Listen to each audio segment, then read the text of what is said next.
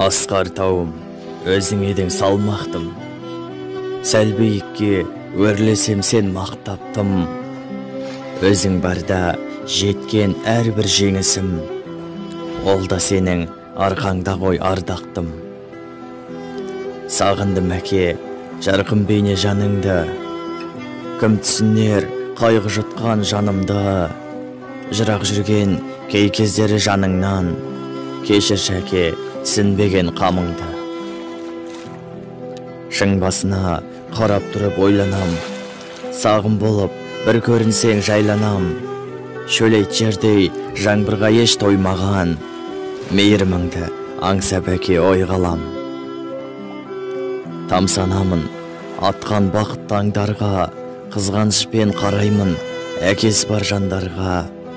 Әкешім-ау, мына өмір жалғанда, бір өзіңнен аса алатын жан бар ма?